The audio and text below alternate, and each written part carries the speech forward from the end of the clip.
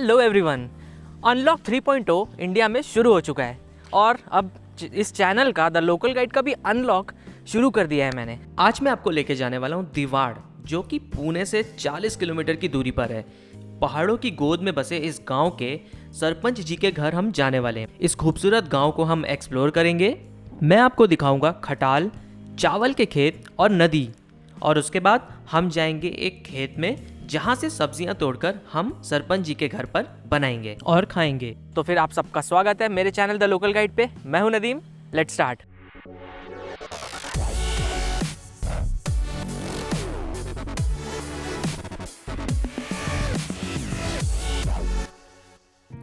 दिवाड़ जाने का रास्ता बहुत ही बढ़िया है। आप कार या बाइक किसी से भी जा सकते हैं। रोड के दोनों तरफ आपको दिखेंगे खेत और हरे भरे घास के मैदान। तो कुछ ऐसा दिखता है इसका रास्ता। देखिए कितना ही खूबसूरत है। यहाँ पर चारों तरफ पहाड़ पहाड़ पहाड़, और अभी क्योंकि बारिश का सीज़न है तो काफ़ी आपको बादल भी दिखेंगे, बट किस्मत अच्छी है कि थोड़ा थोड़ा खुला हुआ है। तो अभी मैं आपको थोड़ा ऊंचाइयों पे ले चलता हूँ और दिखाता हूँ कि ये जगह दिखती कैसी है।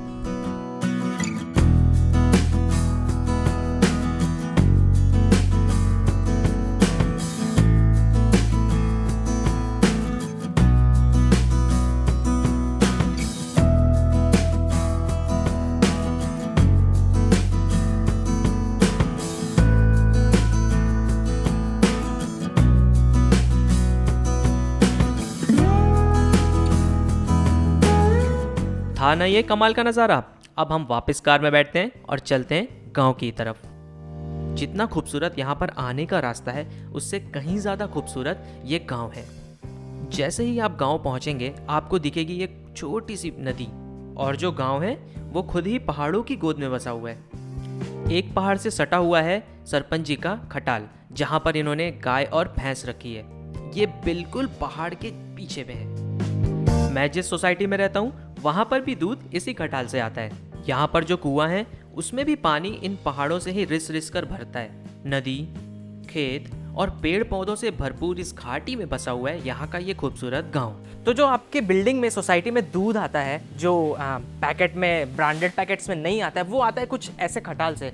और अगर आपने खटाल का मतलब, खटाल वर्ड नहीं सुना है, तो खटाल का मतलब होता है जहाँ पे गाय भैंस को हम रखते हैं और जहाँ से दूध निकाला जाता है। तो यहीं से दूध निकलता है, फिर वो पहुँचता है शहरों में, और शहरों से आता है फिर आपके घरों तक, जिससे बनाते हैं आप चाय। वही चाय आज हम ताज़ा दूध से यहाँ बनाने वाले हैं। पर उससे पहले मैं आपको दिखा देता हूँ कि ये जो खटाल है वो कुछ दिखता कैसा है। देखेंगे काफ़ी सारी भैंसें हैं। एक्चुअली ये भैंस है, गाय है, बट गाय ये रही, गाय ये रही हमारी प्यारी प्यारी गाय।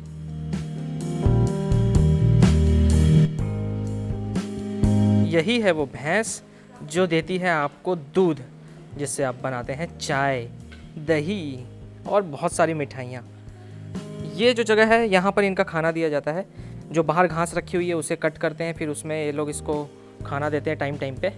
ये जो घास है ना, ये एक तरह की जंगली घास ही है, बट इसे बहुत छोटे छोटे टुकड़ों में काट कर वहाँ जो मशीन रखी है उसमें फिर इसको चारे के साथ, सूखे जो भूसा होता है उसके साथ मिला के फिर इन भैंस को दिया जाता है। ये इनके लिए काफ़ी अच्छा होता है। इससे फिर जो दूध होता है वो भी काफ़ी अच्छा होता है इनको। इस गाय के बछड़े को देखिए। हालांकि मेरे घर 4 बिल्लियाँ हैं, पर उनमें से कोई भी इतनी प्यारी नहीं है। इसकी नाक तो देखिए कितनी गुलाबी है।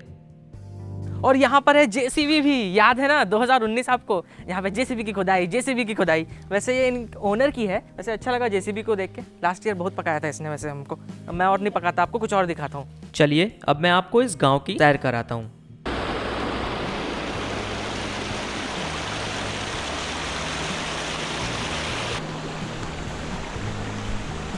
ये जो फूल है इसको बोलते हैं फायर लिली, क्योंकि ये दिखता कुछ आँख की लाल लौ की तरह है। अब देखिए इसे कितना सुंदर है। कुछ जो रहते हैं शुरू में इस टाइप के दिखते हैं, हरे और लाल, बट जब पूरा मैच्योर होने के बाद ये फ्लावर कुछ इस तरीके का दिखता है। Wow wow. मैं आपको दिखाना चाहता था कि धान की खेती होती कैसे है, पर अफसोस की बात है कि लेट हो गया। बट यहाँ पर आप देखिए अभी पूरी धान लग चुके हैं पीछे। यहाँ तक कि जो बाजू की जगह रहती है उसको भी अच्छे से यूज़ किया जाता है। आप देखिए यहाँ पर जैसे राजमा लगा हुआ है, राजमा के पौधे लगे हुए, देखिए। गाँव आओ तो ऐसे नज़ारे दिखना बहुत ही आम बात है, और ट्रैक्टर के बिना किसी गाँव का काम नहीं चल सकता। Wow, look at this.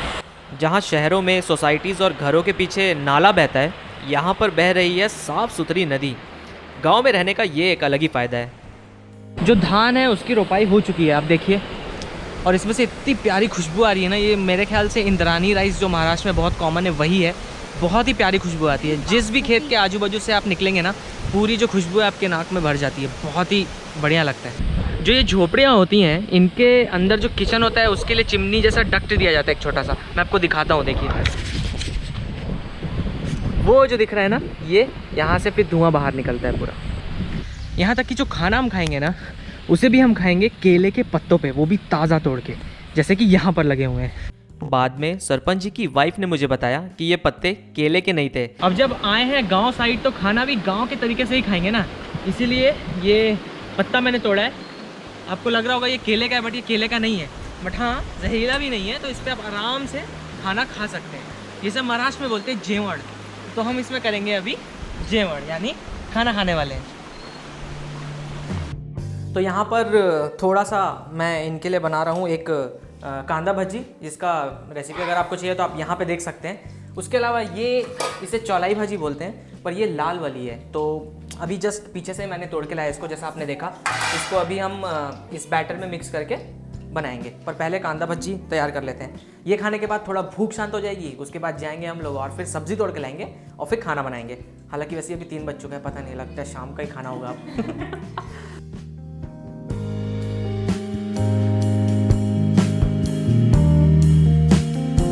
ये रही बहुत ही सिंपल सी डिश जो इस सीधे साधारण से गांव में आके मैंने बनाई है यहाँ के लोगों के लिए। लाल माठ बोलते हैं महाराष्ट्र में, और इसको चौलाई भाजी बोलेंगे तो आप जो सब्जी भाजी वाले वो समझ जाएंगे। इसको बनाने के लिए इसकी पत्ती को लीजिए, उसके बाद बेसन, नमक, हल्दी और मिर्ची पाउडर को मिक्स कर लीजिए। उस बैटर में डुबा कर तलते जाइए। ध्यान रहे बैटर थोड़ा सा पतला हो ताकि ये अच्छे से इसको कोट कर सके। और इसका टेस्ट बहुत ही सिंपल पर बहुत ही लाजवाब होता है। हाँ, इसमें अजवाइन भी डलती है। क्या है ना, इतना अभी खाने का मन कर रहा है तो एक आध चीज़ ज़रा भूल जाता हूँ, माफ़ करिएगा, थोड़ा रास्ते में इधर उधर निकल जाता हूँ। पर अजवाइन भी डलती है। ये तो खा लिया हमने। अब हम यहाँ पर खेत में जाने वाले हैं, वहाँ से 2 चीज़ें तोड़ कर लाएंगे और फिर उनको यहाँ के स्टाइल में बनाएंगे हम, और देखते हैं फिर उसका स्वाद कैसा। अब हम चलते हैं खेत की तरफ सब्जियाँ तोड़ने के लिए। सरपंच जी की वाइफ ने हमें बताया कि वो भी सब्जियाँ खरीदती नहीं है, उन्हें आसपास के खेत से ही मिल जाती। अभी हम जिस खेत में आए हैं वहाँ पर 2 तरह की सब्जियाँ लगी हैं, बैगन और टमाटर। हर दिन सुबह यहाँ से सब्जियाँ तोड़कर मार्केट में पहुँचाया जाता है। ये खेत में देखिए पूरा पेड़ ही पेड़ लगा हुआ है। अरे आप लोग अभी भी ऊपर हैं, नीचे आइए। तो अभी हम आ गए खेत में, जो इनका नहीं था हालांकि, पर इन्होंने अरेंज कर दिया मेरे लिए कि मैं किसी और के खेत में जाकर थोड़ा सा सब्जी तोड़ के ला सकूं। अभी हम तोड़ने वाले हैं बैगन, जिसे हम बोलते हैं वांगी। तो इससे हम बनाने वाले हैं भरेली वांगी, यानी कि बैगन के अंदर फिलिंग करके बनाते हैं और इसके अंदर मूंगफली वगैरह के और ड्राई मसाले बहुत सारे ऐड होते हैं। तो कुछ फ्रेश बैगन तोड़ लेते हैं फटाफट, फिर आइए साथ में। तो आखिर बहुत खोजने पे मिला मुझे एक बैगन। मैं अभी तोड़ के दिखाता हूँ आपको। ये रहा, देखिए, देख रहे हैं आप, इसके ऊपर पूरे कांटे हैं। हालांकि जब हम बाजार में लेते हैं तो हमको ऐसा नहीं मिलता है, वो कांटे पूरे हट जाते हैं। मैं इसे अभी तोड़ लेता हूँ बहुत ध्यान से, बिना पेड़ को नुकसान पहुँचाए।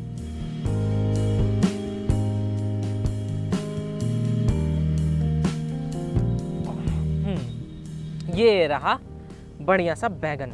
ऐसे कुछ और बैगन जमा कर लेते हैं, फिर बनाएंगे हम भरेली वांगी। तो ये हो गए हैं जमा बहुत सारे बैगन। तो चलते हैं अब खेत के दूसरे हिस्से में और वहां से तोड़ते हैं टमाटर। चलो, अच्छा अच्छा। ये देखिए यहाँ पर पत्ता गोभी की भी प्यारी सी लाइन सजी हुई है ऐसे।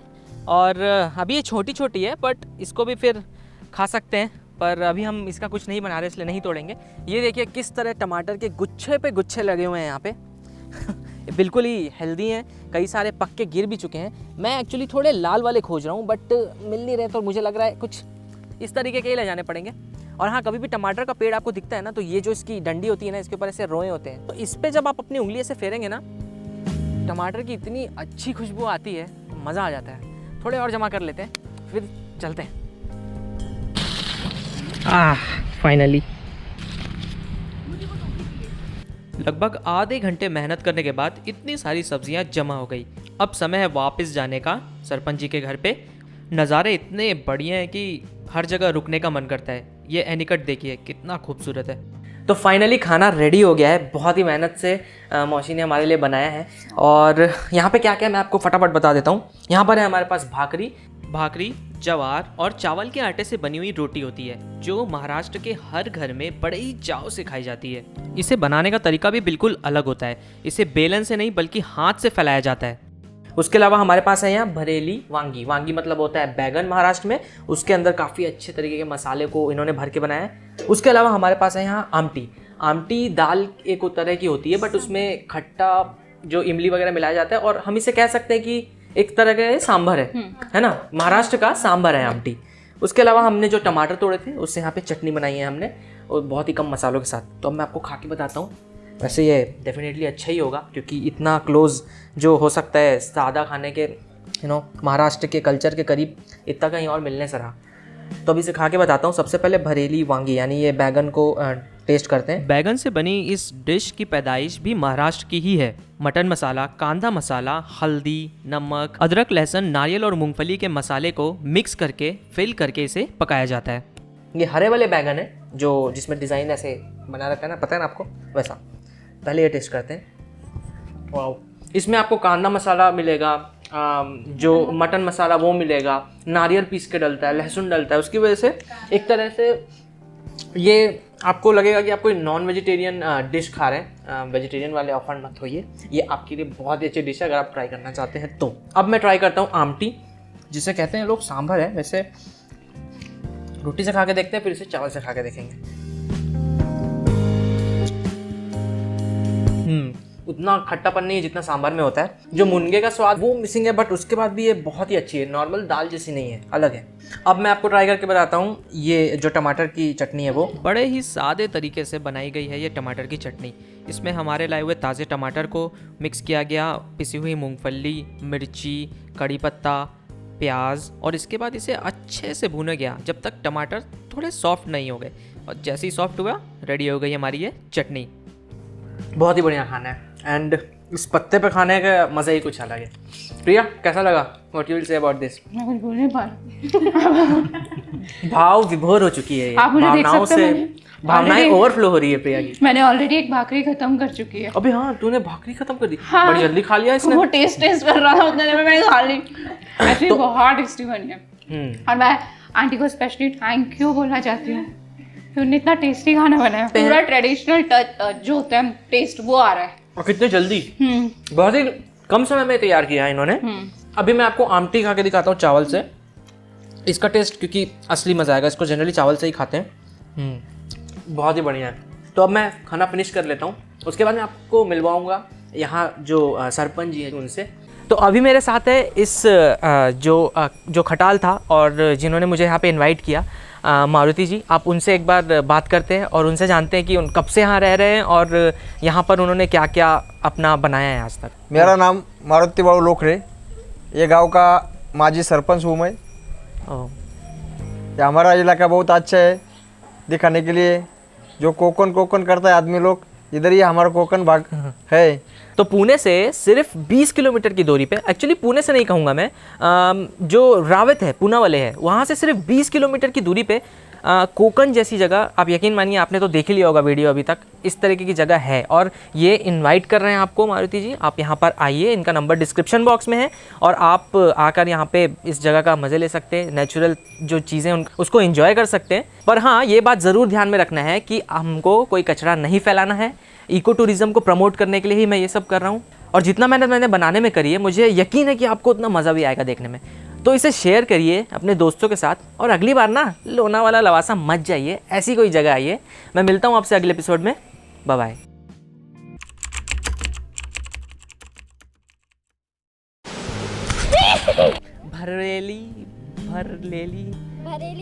भरेली वांगी।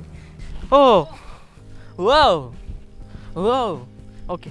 जिसमें बेसन, नमक, धनिया पाउडर, नहीं बेसन, नमक, हल्दी से लेकर आते हैं हम टमाटर। चलो आजा। तो अभी हम खेत में गए थे और पैर में लग गई पूरी मिट्टी, तो हम चल नहीं पा रहे थे। घास में पहुंचने से भी कुछ नहीं हुआ। तो इसकी एक टेक्निक है, मैं आपको बता देता। पहले देख लूं कहीं गाड़ी तो नहीं आ रही। तो उसके लिए सबसे पहले अपने पैर को इस तरीके से रखिए और फिर ये डांस करिए। आपको यकीन नहीं हो रहा ना? रुको मैं दिखाता हूँ। ये देखो कैमरामैन, नीचे दिखाओ। ये देखिए मैंने ऐसे किया था और पूरी की पूरी मट्टी अच्छे से निकल गई। है ना एक आसान ट्रिक? आपको ट्राई करना ही पड़ेगा अगली बार।